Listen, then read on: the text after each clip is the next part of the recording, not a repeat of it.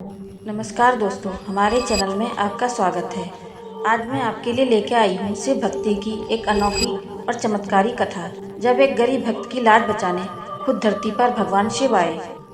दोस्तों, क्या सच में भगवान अपनी भक्त की लाज बचाने के लिए खुद धरती पर आ सकते हैं? एक बार ऐसा ही हुआ जब एक गरीब पिता की बेटी की शादी टूटने वाली थी और ठीक उसी समय एक अजनबी ने आकर सब बदल दिया। एक रात का समय था। मंदिर की घंटियां धीरे धीरे बज रही थी।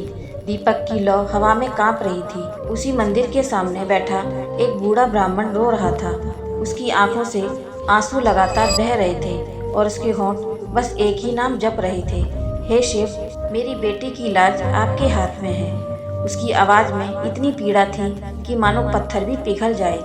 मंदिर के गर्भगृह में रखे शिवलिंग पर जल की बूंदें टपक रही थी और ऐसा लग रहा था जैसे स्वयं महादेव भक्त की पुकार सुन रहे हों। एक गांव में एक गरीब ब्राह्मण रहता था।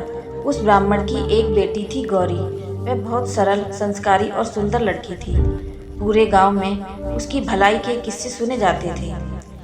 कई सालों की मेहनत और प्रार्थना के बाद आखिरकार उसकी शादी तय हुई, लेकिन एक बहुत बड़ी समस्या थी।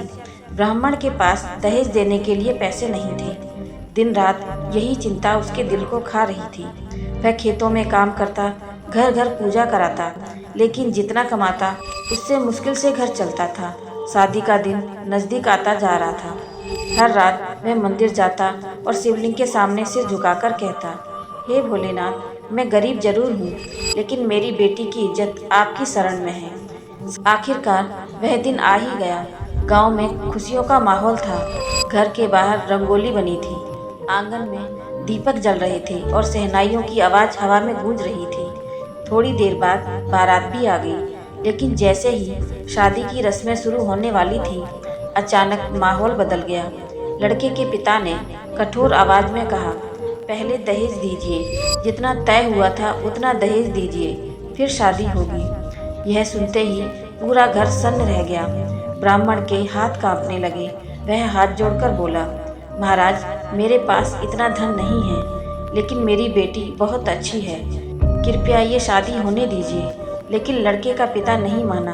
उसने कहा, अगर दहेज नहीं तो यह शादी भी नहीं होगी। यह सुनकर लड़की की माँ रोने लगी। गौरी की आंखों से आंसू बहने लगे। ब्राह्मण की तो जैसे दुनिया ही उलट गई। वह धीरे धीरे घर से बाहर निकला और सीधे मंदिर की ओर चल पड़ा। रात का अंधेरा गहरा था। वह मंदिर के सामने गिर पड़ा और फूट फूट कर रोने लगा, हे महादेव, आज मेरी बेटी की शादी टूट गई तो मैं जिंदा नहीं रह पाऊंगा। मेरी लाज रख लीजिए भोलेनाथ। उसी समय मंदिर के बाहर किसी के कदमों की आहट हुई। ब्राह्मण ने आंसू भरी आंखों से देखा। एक साधारण सा साधु वहां खड़ा था। उसकी आंखों में अजीब सी चमक थी और चेहरे पर शांत मुस्कान। उसने ब्राह्मण से पूछा, बेटा क्यों रो रहे हो? ब्राह्मण ने अपनी सारी पीड़ा उसे बता दी। साधु कुछ क्षण चुप रहे, फिर उसने अपने कंधे से एक भारी थैली उतारी और ब्राह्मण को दे दी। वह बोला, यह अपनी बेटी की शादी के लिए ले जाओ। ब्राह्मण हैरान रह गया। जब उसने थैली खोली तो उसकी आंखें फटी रह गईं। उसमें सोने के सिक्के भरे हुए थे। ब्राह्मण भागता हुआ घर पहुंचा और उसने पूरा दहेज लड़के के पिता को दे दिया और फिर पूरे विधि विधान से गौरी की शादी हो गई। शहनाई फिर से बजने लगी, लेकिन उस खुशी के बीच ब्राह्मण बार बार उस साधु को ढूंढ रहा था। वह उसे धन्यवाद कहना चाहता था। अगली सुबह वह मंदिर पहुंचा। मंदिर में सन्नाटा था।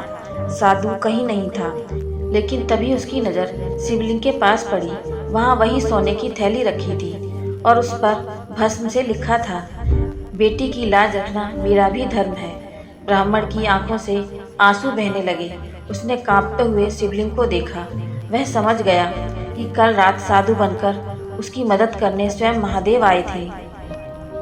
कहते हैं, भगवान केवल मंदिरों में नहीं रहते, वे अपने भक्तों के विश्वास में रहते हैं। जब भक्त का विश्वास सच्चा होता है तो भगवान किसी भी रूप में आकर उसकी रक्षा करते हैं। और शायद इसीलिए कहा जाता है, महादेव से बड़ा कोई रक्षक नहीं और बेटी की लाज से बड़ा कोई धर्म नहीं।